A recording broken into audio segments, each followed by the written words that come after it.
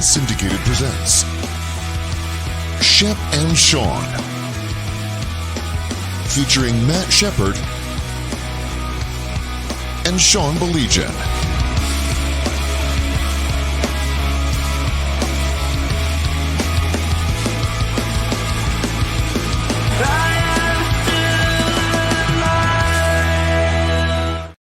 Hi, he's Shep. I'm Sean. How are you today? Shep, I want to ask you something, and I'm not being funny, okay?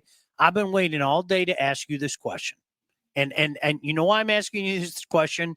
Because you're fair. You're not a wiseacre like me. I openly admit I'm a wiseacre. Why do you think so many people all over North America take so much glee when Maple Leaf loses? I don't know. I don't know if it's the original six thing. I was actually rooting for them. I don't know if it's the original six thing. I don't know if it's the Toronto-Detroit quote-unquote rivalry from '87 between the Tigers and the Blue Jays. People are still pissed off. George Bell was named MVP instead of Alan Trammell.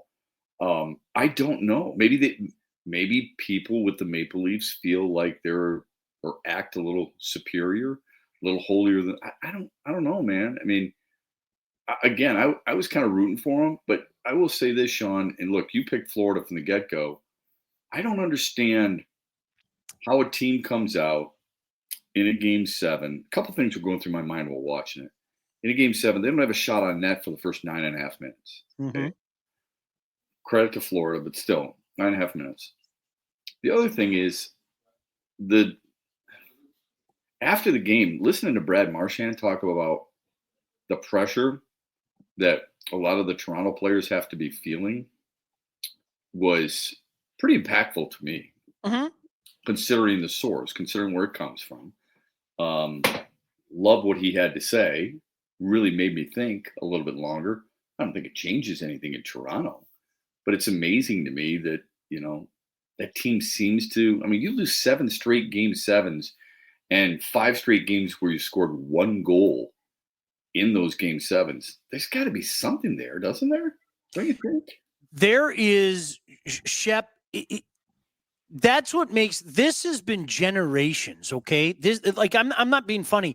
This is a franchise, and I'll tell you exactly what it is. It's always mouth. Like that franchise, their fan base. There's so much mouth. This is a year. No, really, this is the year, and all that stuff. But maybe, just maybe, there's more validity to that because they have had some really, really good teams, and they have had really, really good circumstances fall into their lap, and they constantly fail, constantly. And the names changes and the coaches change and really good lineups, really, really good lineups. On paper. And they just constantly fail. So maybe that whole life in a fishbowl thing has more validity to it. This team's Charmony soft. They are. I think everybody knows that. It's Charmony soft. And I think here's the problem with narratives. If a narrative happens once or twice and somebody tries to call it a trend, I think that's wrong. But this group, this core 4, and I always used to say not counting Willie Nylander. And then for whatever reason, he decided to join the club this year. Like it was just, where was that guy the past few games? It's just so weird that we have these conversations, all jokes aside, all 1967 bitch jokes aside and all that. It's so weird that we have these conversations like this because Mitch Marner's a tremendous hockey player. Austin Matthews is a tremendous hockey player. John Tavares, I really like Willie Nylander. I really do. But then he decided to disappear. Yeah. It's just so strange we have these conversations every year.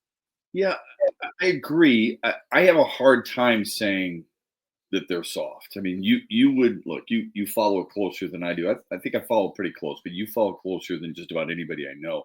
Don't know if I'm going to go that far. I don't think you win the Atlantic.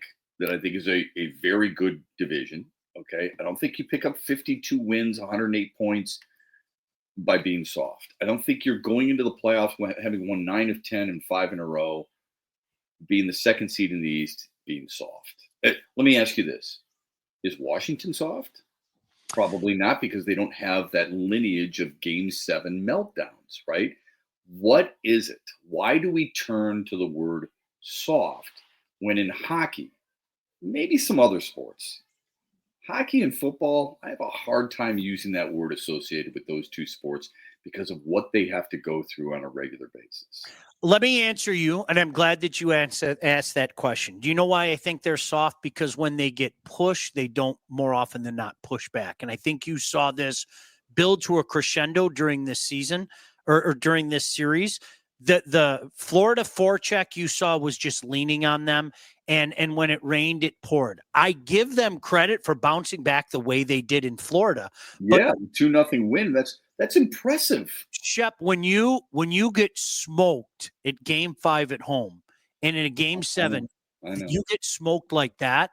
I think, I was joking with one of my buddies yesterday because he said to me, "Who do you like in Game 7?" And I said, "Okay, I'm not trying to be funny. You have a team that if you looked up, poster child for playoff hockey and tenacity and Kachukness and Marchand-ness. You have that team on one side and the Toronto Maple Leafs on the other." Right. Yeah. That's the way it is. And so I think more often than not, I use the term soft, not just the way they play, but I think mentally soft. Yeah, I go back that series, and I know this will shock you. That series against the Habs in 2001, it was 3-1. How they let the Habs come back and win that series. But by the time Game 7 went, if I were a bettor, I would have put the house mortgage on the Habs winning that game. It was exactly that. So let me ask you this, and this is a really interesting discussion. I think we used to think experience matters. Okay. Remember, Florida blew a 3-0 lead in the Stanley Cup Finals a year ago. Mm-hmm. Now they won the series. Mm-hmm. Do you think anybody called them soft? The Denver Nuggets in the NBA, they won the championship just a couple of years ago. They got their ass kicked in Game 7 yesterday. If you look at certain other teams in sports, okay, where you feel like they've got a championship pedigree, they know what it takes to win. Why aren't they winning? Golf yesterday. John Rahm's got majors. Meltdown. But what he did was knew that he had to push the envelope, probably play outside his comfort zone or what he would have played the last few holes, because he knew he had to catch that guy. So that brings me back full circle to Toronto. Answer me this. The 6-1 final is galling, right? Mm-hmm. 3 goals in a 6-minute frame in the second period, alarming. Do you think Toronto had to play differently because they were down, thus making themselves more susceptible? Thus, the score may not be, even though it's a blowout, may not be quite as indicative had Toronto played their style. You know what? When you're talking about a Game 7, you are forced pull out every, and this is where I'll agree with what Bill said. Soft is too easy. Series has ebbs and flows until Game 7. All bets are off at that point in time, because what we do, Shep, and you know this, okay? All bets are off at that point in time. You know what we do? Grit, heart, guts. Right. All that shit comes into, pardon my language, all that crap comes into play, okay? And that's which can be a little bit overblown, but okay. It can. But I think when you're a team already that you hear people say that you're lacking toughness, when you're lacking toughness, and then to me, and Bill said they call LeBron soft too, 50K points, super soft. Bill, LeBron has won many championships. Right. LeBron has, as you said, 50K points. The Toronto Maple Leafs have what? Go. Fair enough. You're on the clock now. The Toronto Maple Leafs have, and Shep, you know what? I think you said it best, okay? Because when you're talking about Florida, you know what the difference is? They won. Yes. And that's like John Elway. John Elway was known as a prohibitive loser. Yeah. Like that was his reputation. But never soft. No, but he and the Denver Broncos were the prohibitive losers, and you change the narrative only one way, Mm-hmm. and that way isn't getting beaten in Game 5 and Game 7 at home. So 100% with that. As soon as you say grit and toughness, I think Detroit Lions, because of the cliches used. Did they look tough and full of grit against Washington? No. At home in their playoff game, they didn't. So I would never call them soft because I don't think it's appropriate. I think your point about Toronto's it's proven. It's proven. I just have a hard time with it. Last year, you don't score 60 plus goals if you're soft. So I cringe sometimes at that word, but I understand why people use it. I look at it like Florida was just, and you said it, I think maybe before Game 1, maybe it was after Game 1 when we did the show together. They're just really tough and they're built for playoff hockey. That's why this series, by the way, against Carolina is going to be unbelievable. Right? I mean, I think that's why people throw the term soft out there. You know what I mean? I think honestly, I think that's what it comes down to. And Austin Matthews is going to have to live with it because I'm with you. Austin Matthews is a phenomenal player. Yeah. He is. Newsflash. I'm not telling you anything you don't know. 69 goals last year, 78 points in 67 games. But as well as I do, when you don't put up those bombastic numbers come playoff time, and especially in the big games, you're putting up a -3 or a -2 or a -4 like you did the one series. This was a series where Florida leaned on Toronto, and other than Toronto answering the bell in Game 6, which they did, I mean, full marks. I even put on social media, I was like, wow, props Maple Leaf. Yeah. You know what? It played itself the way that they did. It really did. It played itself the way that it did. Yeah, I guess it just took. I guess it just took longer, a little bit longer than people would have thought. Okay. No. I get it. Let me read. 1967, bitch. The look on Shanny's face. He can't keep his job. Maple Leaf fans tossing beer and jerseys on the ice. Was there ever a doubt that it was going to go that way last night? It has to be mental. Shep, and I agree with you. It popped to his head. Yeah. The Tigers should make a play for a top-tier closer like Bautista. Ooh, that's a good thought. More on that. 7 says. Yeah. I think he's got like 13, 14 innings pitched, but he's got great stuff. So. Yeah. What a disaster that turned into. Shep, I want to get your that. Think about that. Brandon Hyde, I know we don't want to talk Orioles here, but just real quick. Brandon Hyde's team won 91 games last year, 101 games the year before. And he was the talk of baseball. In 2023, he was the manager of the year, Sean. Mm-hmm. Look at some of the recent managers of the year. Gabe Kapler without a job, right? I mean, and now he's out. And I get it because of some of the over the weekend, if you'd have seen the way they played, it's not the losing as much as it is how you lose, right? How many times have we heard that? Because we've seen coaches of the year fired all the time. I mean, Dwayne Casey was coach of the year, and then he got fired in Toronto and came to Detroit. But it's how you lose. And when a team doesn't hustle out ground balls, when a catcher doesn't run quickly to the backstop to get the ball, when a second baseman chooses not to fake a guy into second base, the little things, or calling off then that manager / coach has lost his team. Right? Shep, do you know what this reminds me of? It reminds me, and you had a front row seat for this. I think you and I have talked about this before. I thought that we were all going to serve the master's bidding, and the master being the Chicago White Sox for the next decade. I really did. I mean, with all those young pieces they had, like everybody else, I kind of scratched my head that Tony La Russa was the manager, but their pitching staff, all the young players, I mean, you know all the names, you had a front row seat, and it just, not only did it never happen, but it fell apart. And I'm not insinuating that the Baltimore Orioles are going to go full White Sox, okay?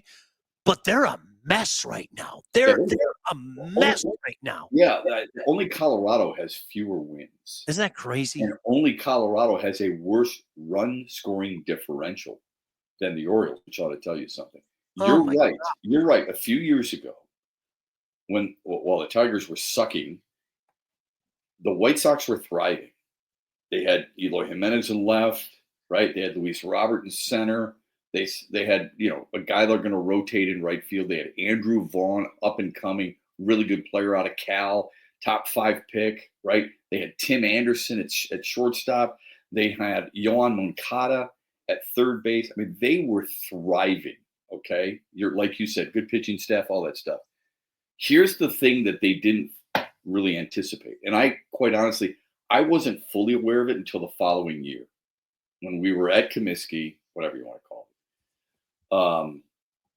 We were in Chicago, and I'm in the White Sox clubhouse, and I'm talking to some of the writers and some of the radio people, and they're like, "Yeah, these guys they got fat and happy with the contracts." And it was a bad mix. It was a bad mix. Some of the guys who got their big contracts, they're like, okay, I've arrived. And it sure didn't help that the year before, Tony La Russa said, listen, Sean, we're at the end of the year. You don't have to run out ground balls. Okay. We just don't want anyone to get hurt, which kills me. But that was kind of the message that was portrayed.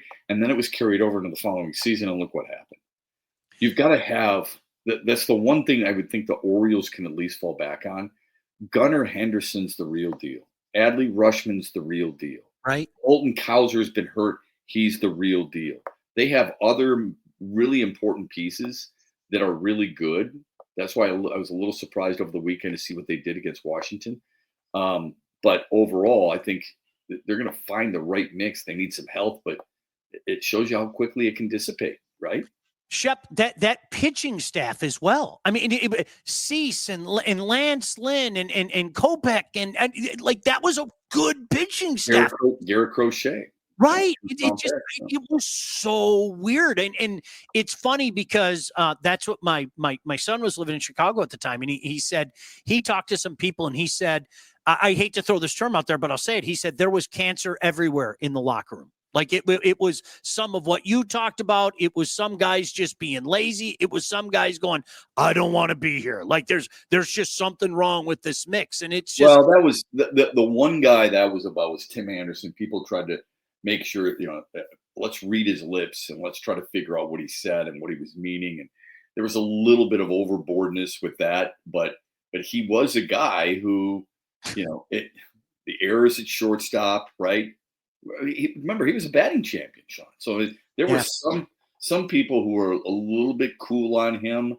But overall, when you've got that many guys saying, like, I've arrived and they're just not putting in the effort, the one thing you can say of all the years I covered the Tigers, especially as the voice with Gardenhire and with AJ Hinch, I know it doesn't mean a lot to people. Those guys busted their ass. Sure. They were there early. They may not have been the most talented team. That was pretty obvious during my stretch. But they were there early and they worked. Yeah. Okay? And they played for the most part. It's hard to do 162, 27 outs. And that's what we probably appreciate about this year's team as much as anything else, right? It's not just comeback wins. It's not just one win. It's how you go about your business. I'm going to give love to a guy in a second just for that. Bill has a question about basketball, but first let me tell you about our friends at Wealth Advantage Group. If you're ready to take charge of your financial future, look no further than the Wealth Advantage Group, located in historic downtown Northville, owned by those two guys right there. 20 years of industry experience. They have taken care of me like family. They will take care of you like family. They offer personalized expert guidance. What works for me may not work for you. And these guys are going to help you navigate your own complexities of financial planning. Now, whether you're saving for retirement, or you're getting ready to sell your company, you're looking ahead, it doesn't matter. These are guys that can help you through every step of your financial journey. They work with clients throughout all stages of life and have clients in over 20 different states. The investment world is a complex one. If you're ready to start taking your finances more seriously, it's time to work with the experts. Reach out to my friends at the Wealth Advantage Group at 248-773-8574. Check out their website at www.thewealthadv.com. Shep, I'm going to say something about the Tigers, and I want to get to Bill's question because I always appreciate you guys chiming in. Akil Baddoo making those plays that he did in the outfield yesterday made my jaw drop. I have ripped on that guy more than anybody. So let me at least be fair and say, Akil, you aren't a major leaguer. You can't hit. You aren't really good in the field. But when you're hot, you're hot. Sheppy made 2 plays in the field yesterday that simply won the game for the Detroit Tigers, and I have to give him a tip of the cap. Yeah, I thought he was really good in that sense. Love the timing, love the anticipation, love the read off the bat, all that stuff. So Akil Baddoo, Jackson Jobe, and Spencer Torkelson with all 3 RBIs, more RBIs this year than he had all of last year. And if people are following, I know we've got a long way to go for this, so it's probably an inappropriate topic right now, but you and I can talk about it later in the summer. Let's see. I mean, if you were to take an all-star for the Tigers, and probably more, because they have more wins than anybody else in baseball, Tarek Skubal is the first pick. If Javier Baez is in the discussion, and if you're not at least considering Spencer Torkelson, you're not paying attention. I know. Listen, Shep, no disrespect to Torque. Javi Baez is number 2. And I'm being serious. I know. If we're talking about where he plays and comparing him against. So where does he play? I would ask you that. Where does he play? In the center field. I can't believe I'm saying this. Am I really? Is this real life? Maybe it's just utility. Maybe he's a utility player. Gosh, I can't believe it. That's the funny thing about it. The only thing I would tell you about Torkelson, and I bring this up only because I saw this. I talked about it this morning. When you look, please, people understand. I'm not comparing him to Freddie Freeman or Paul Goldschmidt, okay, or Matt Olson or something like that. But if you look at where Spencer Torkelson is from a power standpoint, and that's why I told you before the season began, this is what this team needed. They need power, right? That's why everybody wanted Pete Alonso. Do you remember that? Oh yeah. Let's go get Pete. Let's go get Pete Alonso. Spencer Torkelson's got 12 home runs at first base. Do you know who's got more as a first baseman? No. Nobody. Now it's early, so I'm not going to go too deep on it. Okay, I'm just telling you it's early. He's 3rd in slugging this is Major League first baseman. He's number 1 among American League first basemen in slugging, and he's a guy who is 4th in OPS. So this team, what it needed power and needed the ability to drive in runs. Spencer Torkelson is doing that for this team. To me, it's one of the best comeback stories in baseball right now. It's Shep, and I'll openly say one of my biggest fears, and I told you before the season started, is where the home run's going to come from. And they're 4th in the American League in home runs. Yeah. You know, and it's funny because if you remember, there was some pushback. Oh, you don't need the home runs. Yes, you do. In today's baseball, yes, you do. 100%. Okay. Absolutely. Yeah. You're not small balling people to death. Not going to happen. Sorry. The league doesn't want it, man. The station to station stuff, that was cute in a day gone by. You need the long ball. No doubt. Tell me the team. Anybody who says that to you, this is what I always ask people. I'm like, okay, that's your belief. That's fine. I'm not going to sit here and tell you, oh, sorry. I mean, that's not the way it worked. Tell me the last team that small balled their way to a championship. Right. Okay. That's all I'm asking.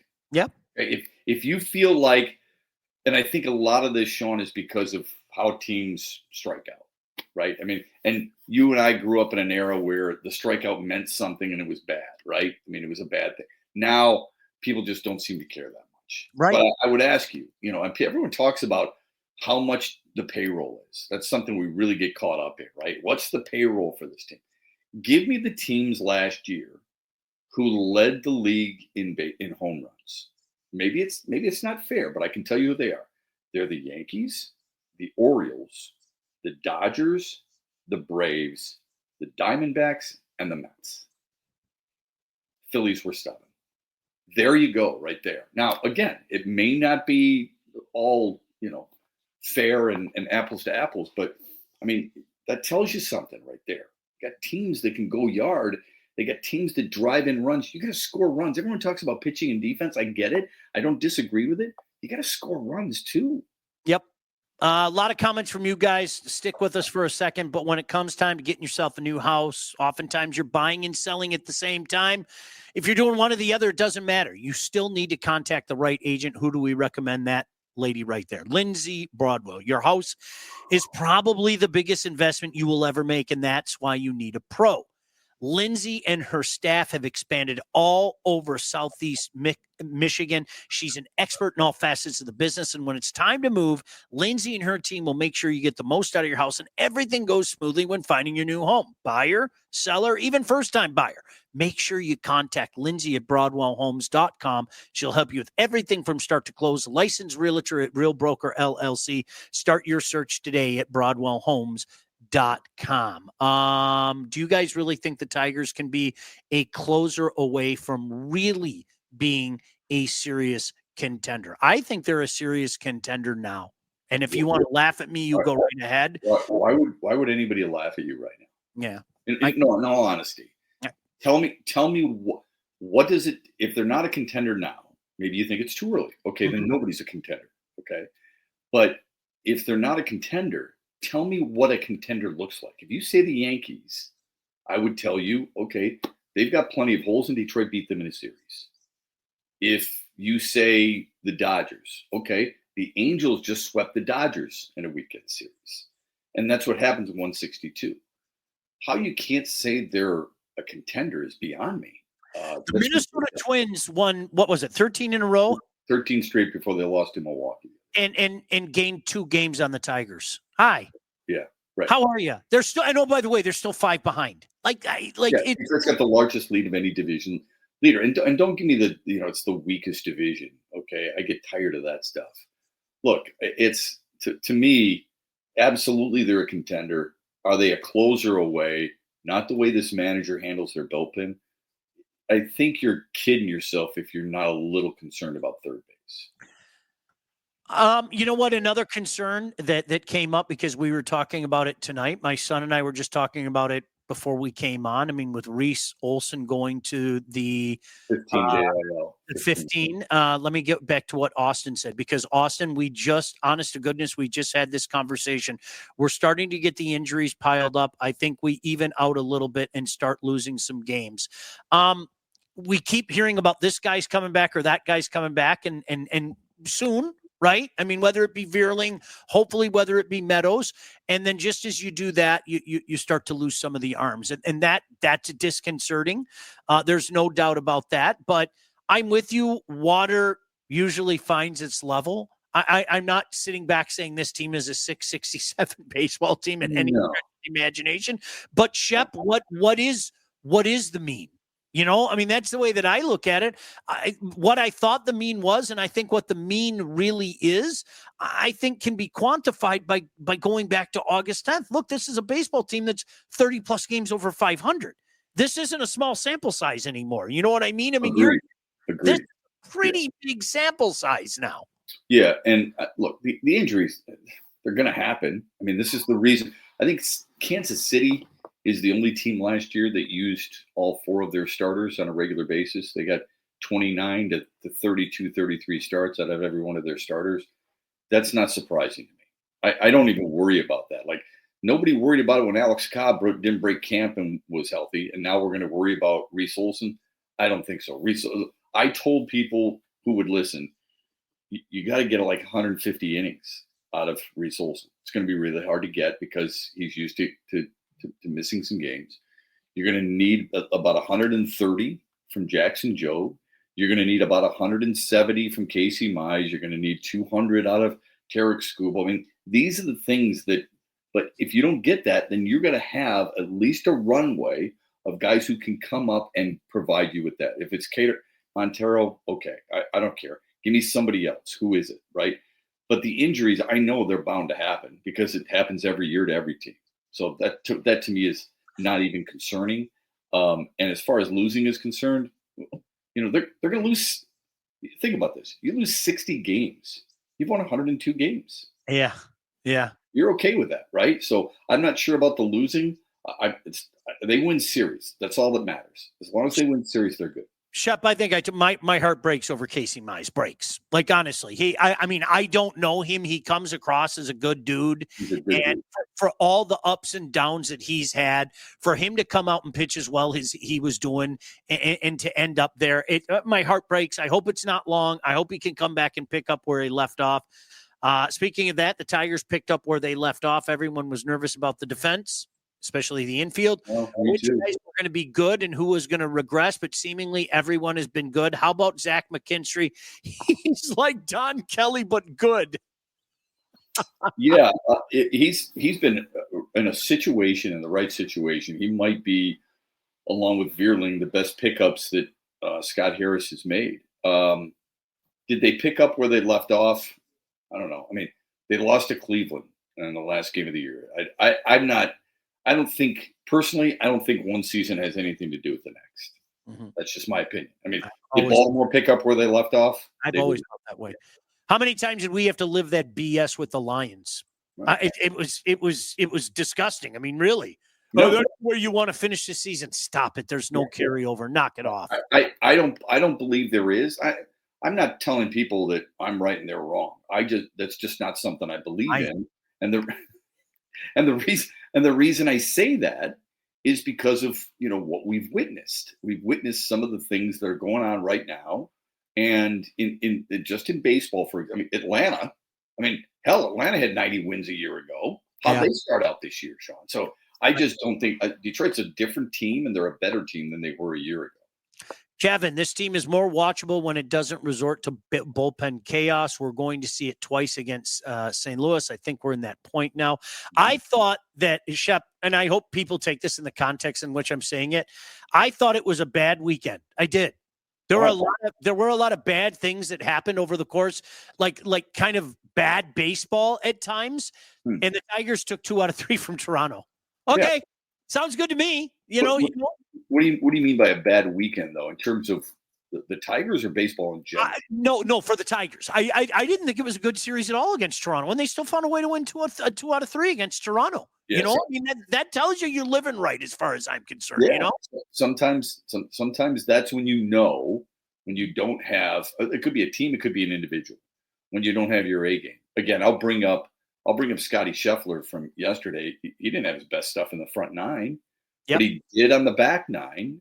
I heard a statistic, right? I think I was listening to PGA Tour Radio. Jack Nicklaus said of his 18 majors, and no one's won more. No one's finished in second more. No one's finished in third more. No one has more consecutive top 10 finishes in majors than Jack Nicklaus. But he said of the 18 that he had his A game probably in 6 of those. Isn't that amazing? It really is. It really is. Yeah. Skydog said, I say that because they can lose a game as easily as they can win a 2-1 game because they don't have anyone that can slam the door on the game. I think I pissed off some people.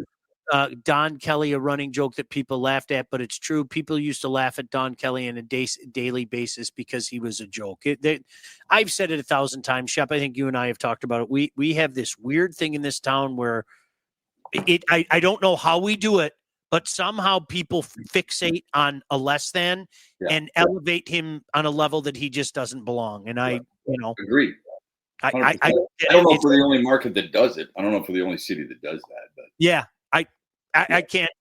Let me tell you about All About Catering. All About Catering LLC is a full-service caterer. Look, it's graduation season. Are you looking for somebody? Use the people that we use. Graduations, weddings, bridal showers, corporate events, anything you need catering for from 25 to 4,000 people. All About Catering can and will take care of you. For Rick and the staff, customer service and satisfaction is their number one goal. So don't sweat your next big event. Go to allaboutcateringllc.com. Check out their menus, all their 5-star reviews, or you can simply give them a call, 586-731-1398 to get your event started. Shep, real quick. I noticed that Bill said something about the payroll. That's got to get fixed, the imbalance. Do something about the Dodgers and the payroll imbalance. Remember this, 5 teams a year ago were in the lower half of Major League Baseball's payroll and made the playoffs. So I'm not saying that there isn't a discrepancy. I don't like it either. But when you've got Kansas City, you've got Milwaukee, you had Baltimore, you had Cleveland, and you had Detroit. All those teams ranked below 15, and they all made the playoffs. The Yankees and the Phillies had the largest payrolls, but they didn't win a World Series. Okay, so I mean, Houston was 6th, I think, in payroll, and the Tigers beat them.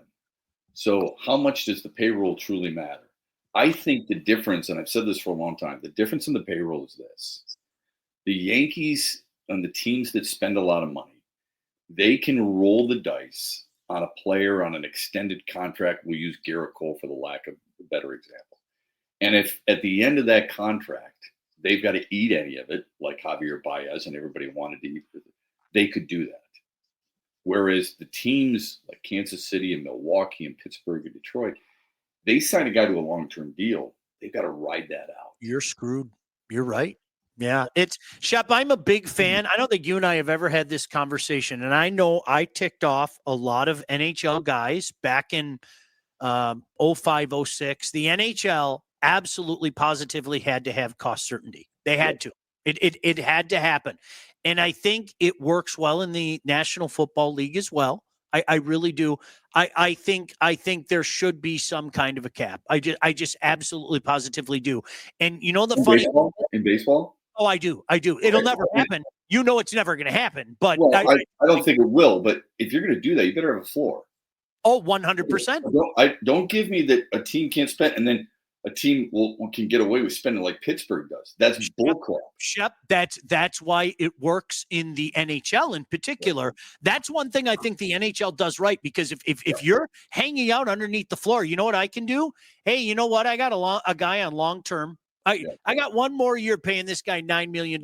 How about I trade Thomas Holmstrom to the Phoenix Coyotes or the Utah Grizzlies or whatever the hell may be. It's honestly, I'm a firm believer in that. I think it works. I'm with you. I agree 100% with that, but that's the reason they won't do it, is because they'll have the floor and the owners aren't going to vote for that. And as far as and Bill says all those teams were playing for runner-up at best. No, they weren't. You're trying to tell me you're going to tell me that those teams felt like that they had no chance at beating any of those other teams? Shep, I think when you have a team in that range, let's say 20, if a team in the 20 range wins the World Series, man, I will be ecstatic. I really will. I mean, unfortunately, you and I have talked about this. For all the success that Tampa had, they were the model franchise. For all the success the Guardians had, for a team to win, that would be something altogether different. Mind blown type of stuff. You know what I'm saying? Yeah, I suppose. I just don't. I'm not one of those guys who believes spending money is the biggest difference maker. I mean, last year the Cubs were mediocre, roughly 500, and they spent. Sure. I mean, no, it's not a fix-all. It's no. It's not a fix-all. I remember. I bet you can figure out who it is. A certain National Hockey League owner told me that the best part about having cost certainty is they had to do that because the damn owners couldn't help themselves. That's right. Like that was the owners policing themselves. You could have that in every sport. Isn't that crazy? It had nothing to do with the players. It really didn't. It was like the owners had to police themselves. They couldn't control themselves. I mean, well, at least some owners, that's for sure. So, Shep, do you have any qualms with calling the Tigers the best team in baseball? I would say they're one of. Okay. I still think it's hard for me not to look at the Dodgers, just because I would say that I think they're the best team in the American League right now. Yeah. I see. I feel the same way.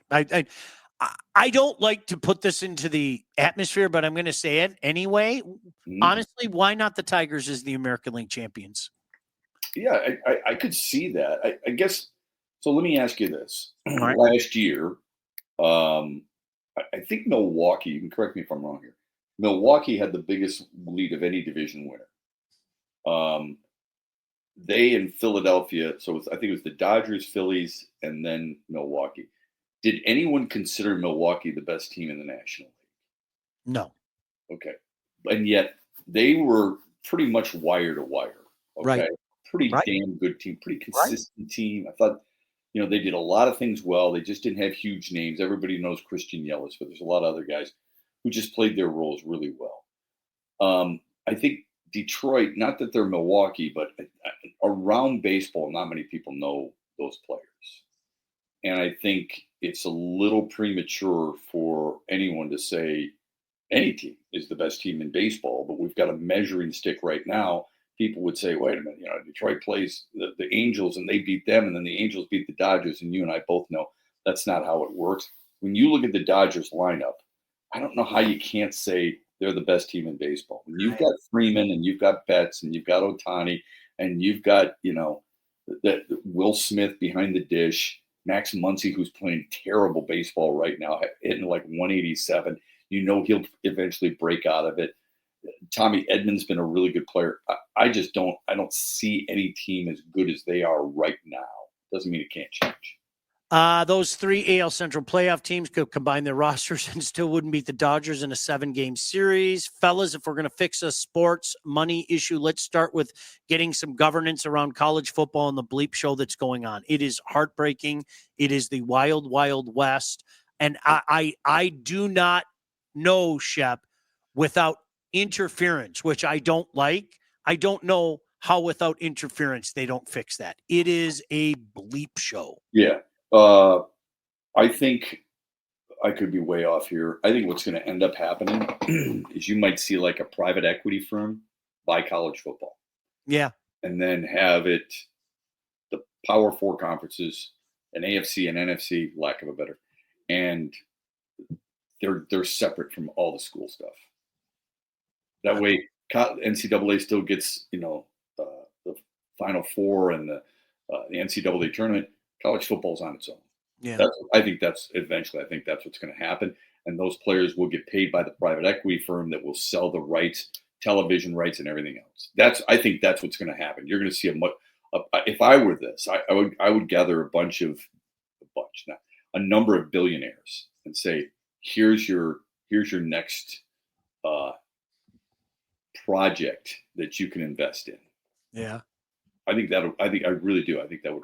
I wouldn't be at all surprised. All right, before we get out of here, did you know that thousands of Metro Detroiters have already called Legacy Partners to get help with their home and auto insurance? Our friends at Legacy are one of Southeast Michigan's top independent insurance agents. They provide a full-service, one-stop solution for all of your insurance needs, personal and business, large and small. They made it easy for me and my family. They'll do the same. They help people like me by fixing mistakes other agents have made, asking the right questions to get the right coverage put in place to properly protect you, and help save you some money. Chances are, if you haven't checked your policies in the last year, you are probably paying too much, and guess what? You could be underinsured. Enter Legacy Partners. Give them a chance to help with your home, your cars, life insurance, Medicare enrollment, or your business insurance needs. Call them today. I was glad I did. I still take advantage of the savings, 586-209-4106, or visit legacypartnersins.com to get started with your new quotes. All right, Shep, make sure you listen to Shep every morning. He's all over the state and all that stuff. Anything else before you get out of here? It just was one thing about, I was really touched by what Peter DeBoer said after the Winnipeg loss to DeBoer's Dallas Stars in overtime 2-1. First of all, he opened his press conference. There's no glasses. He's dressed in a suit. He's appropriately responding. And rather than look at me, look at us, what does he do? I want to first send out my heartfelt condolences to Mark Scheifele, right? And then what does he do? The second part of his answer, and it was a beautiful answer. The second part is, that coaching staff from Winnipeg deserves the Jack Adams Trophy. They're that good. They've done a great job with it. I mean, just class all the way. Not about his team, not about himself, not the fact that he's undefeated in Game 7s and all this other stuff. Just acknowledging what a hard-fought series it was and the pain of a young man going through the loss of his father and the courage that it took him to play the very next day. I thought it was awesome. And I was moved and touched by it and emotional about it too. It was fantastic. Shep, I hate to sound like a douche, but I know Pete. Pete was my first boss. What Really? you see, Pete, yeah, it was my first boss. What you see with Pete is what you get. And I'm proud to say that is not an act. Yeah. He's a good dude. Good. If you remember, he was with the Whalers, then he went to Kitchener, and then obviously he got kicked upstairs to the National Hockey League. But right. He's a guy I've actually stayed in touch with. He's a good man. That's he's a great. Very good man, and I love hearing that. I love hearing that. I'm glad that you brought that up. I mean, he is sometimes, and you're never going to catch me mention names, and you know it as well as I do. I think there are guys that say the right thing because they feel like that's what they have to do to keep up their persona. Yeah. Pete DeBoer is not one of them. Yeah. I'm glad you said that, but I think he's a class act all the way. So thanks for letting me say that, Sean. God bless you. Take care. Thank you. Thanks, Todd. Bye-bye. We'll see you tomorrow. Bye. Shep and Sean, featuring Matt Shepard and Sean Baligian. Executive produced by Sean Baligian and Todd Losey. Theme song, incidental music, and related sound effects are from Still Alive by Anti-Ghost.